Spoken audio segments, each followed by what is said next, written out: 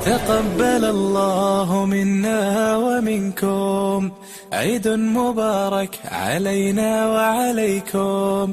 تقبل الله منا ومنكم عيد مبارك علينا وعليكم. Ce mouvement s'est initié durant les années de compression du gouvernement Couillard. On est ailleurs maintenant, mais il y a le collectif, je crois. Commissioners are calling for better training on Indigenous culture, history at the National Policing School, and for members of Indigenous communities to be hired as investigators on the only force allowed to look into allegations of criminal abuse by police, the Bureau of Independent Investigations. Katya McKinnon, CBC News, Quebec City. The head of the Native Friendship Centre in Val-d'Or reacted to the report. Edith Cloutier says the Bureau has to include an Indigenous point of view. All of this historic colonization reality is not an old story left behind. It's today's story that comes and defines our broken relationship that needs to be fixed now. Indigenous people are behind more than half of the 66 complaints laid with the BEI in connection with alleged criminal behavior by police. And that is our look at news. Now we head over to Lita with traffic. Thank you, Suda. And we still have an awful lot of traffic coming in from the South Shore.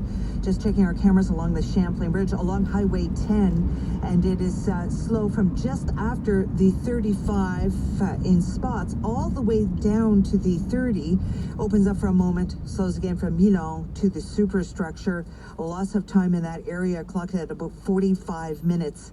Once you're at the superstructure, opens up only to slow from Nuns Island to Atwater. That exit has been reopened, but is very slow right now. And the 15 continues to be sluggish right up and onto the Turcotte interchange. Good off onto the 136, but slow onto Decarie northbound from Sherbrooke to the top. Southbound Decarie is also very busy this morning. Up to Jean-Tenot, again from Queen Mary through the Turcotte interchange. Seeing some relief over on the Mercier Ridge, only a 10-minute delay on the South Shore side, but it is busy on the Montreal side up to Highway 20 along the 138. And as you make your way along the 20, you're going to find it, the busiest point is from 43rd Avenue through to the 138. Opens up, slows again at Turcotte. The 40 is finally clearing out from a big accident that we had around Sources, but it's still slow from St. Charles down to Sources, again at Highway 13, and quite sluggish from Cavendish through the Decarie interchange.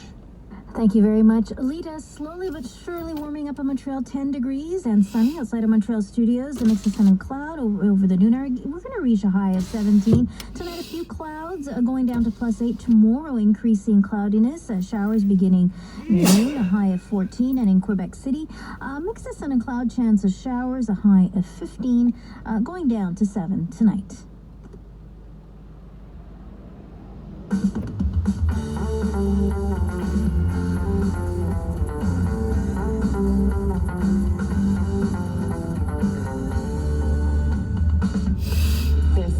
Is genocide. It is a politically charged word, and the people who chose to use it make no apologies. If it makes you uncomfortable, they say it should. They chose to characterize the crimes and the treatment of those crimes around missing and murdered Indigenous women and girls as a Canadian genocide. But if the word genocide is controversial, it is also a legal term with consequences. What there is not is a consensus on whether the word is appropriate. We've got that discussion in just a moment. And then when Melinda Gates began meeting with women who were marginalized and impoverished, they told her they knew what they needed for a better life. Contraceptives. We're not delivering contraceptives to the over 200 million women that are asking us for them. That is a crisis. It is our greatest anti-poverty tool we have on this earth. As the co-chair of the largest private charitable foundation in the world, she says she has asked herself what gives her the right to get involved. And she's answered that by taking the advice of the people who need her help. Melinda Gates is my guest in half an hour. And then he was a teen confronting the teacher who'd abused him. So I went downstairs and I got my dad's 12-gauge shotgun. And I brought it upstairs. He was sitting on the couch and I pointed the gun at his head. Peter Hamer put the gun down, and decades later he turned to the courts. Julie Ireton brings us the story of how the choice of a few adults to speak up about abuse as teenagers has prompted so many others to come forward. Hear her in an hour. I'm Anna Maria Tremonti. This is The Current.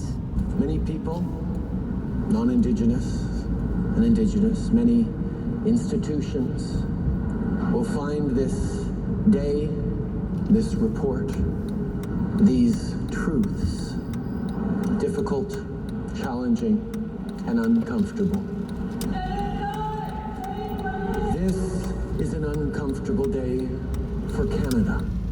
And an uncomfortable moment, perhaps, for the Prime Minister as he spoke at a ceremony in Gatineau, Quebec, marking the release of a discomforting report. The audience member we heard there shouted the word genocide. It is a word the Prime Minister chose not to use in his remarks yesterday morning, but something changed as the day wore on. Here he is later yesterday while at a Vancouver conference on health, rights, and wellness policy for women and girls. Earlier this morning, the National Inquiry formally presented their final report, in which they found that the tragic violence that Indigenous women and girls have experienced amounts to genocide. The Prime Minister's vacillation over the use of the word underlines the controversy that has accompanied the report since its first surfaced on Friday, perhaps to the point of overshadowing the inquiry's findings. I am joined by three guests who have thought a lot about the situation of Indigenous women in this country and the meaning of genocide. Krista Bigcanoe is lead counsel for the National Inquiry into Missing and Murdered Indigenous Women and Girls. She is in our Ottawa studio. Frank Chalk is the co-founder of the Montreal Institute for Genocide and Human Rights Studies and a professor of history at Concordia University. We've reached him at home. Adam Muller is a professor and director of peace and conflict studies at the University of Manitoba. He is the vice president of the International Association of Genocide Scholars, and he is in our Winnipeg studio. Good morning and welcome to all of you. Good morning, Anna Maria. Good morning, Anna Maria. Krista Bigcanoe, I want to start with you. Why did the inquiry decide to call the disappearance and murder of Indigenous women and girls a Canadian genocide? It's a really good question. I think that you've already addressed it in terms of the unapologetic approach to naming or stating what we believe, having heard an abundance of evidence from coast to coast to coast, literally hundreds of stories, taking into account the evidence, the research work, and quite frankly, this is not a surprise to a lot of Indigenous or academic people that we would want to name it the way we have. Colonial genocide is a slow-moving and insidious phenomenon that actually results in ongoing harm. Naming it allows us to move forward, and that's where the focus really needs to start. If we can name and situate what it is we're dealing with, then we can start to actually implement calls to action. And Krista, what evidence did the inquiry point to? Well, first of all, there is a supplemental report that accompanies our report, and as you had in your introduction stated, there's legal definitions and implications as well. So there is a couple things. We're not just an investigative inquiry, we were also research. And so looking at research, looking mostly at the stories that we heard in our part one community hearings from families and the types of experiences they had, of course it all comes together looking at it from a systemic approach, not just a one-by-one case, but the types of evidence we point to in our supplement actually demonstrate, looking at colonial genocide and the acts and omissions in terms of the human rights infringements that have occurred towards Indigenous women, girls, and two-spirited LGBTQIA individuals. It all comes together. We have a very large public record. We have a very good and strong research record, and in addition to the supplement, a lot of that evidence is available online. Adam Muller, do you think it is appropriate to call the missing and murdered Indigenous women and girls victims of a Canadian genocide? I think it does make sense to use that language in this particular context, but I think it's really important to understand, I think two things are important to understand. One is that we're still in the process of working to reframe the genocide concept, particularly insofar as it exists in law.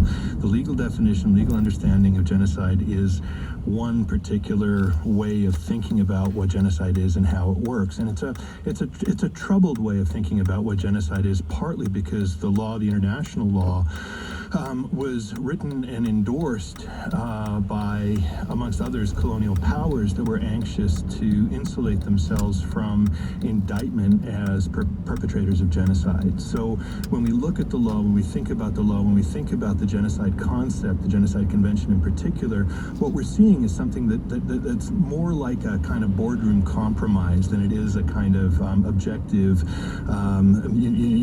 Parisian meter that we can use to decide absolutely whether or not something is genocidal. So I think, given a certain circumspection about what the law is and what the law says genocide is, and given also the National Inquiry is quite clear in its supplemental report on genocide that it's not intending in its work to fully demonstrate, that's their language, all of the elements of a genocidal policy. They're going to leave that, I think, at some level to the courts. Nevertheless, what they're saying is that the information and testimony that they have collected provides serious reasons to believe that what's been experienced by missing and murdered Indigenous women and girls is part of a broader pattern of settler colonial violence in this country that is legitimately identifiable as genocide. Frank Chalk, I'm wondering what you think. What do you think of using the word genocide in the context of the MMIW inquiry? I think it's a risky strategy. I strongly support the recommendations of the inquiry. I think they've done great research and great work. And the author of the supplemental report that looks at the legal side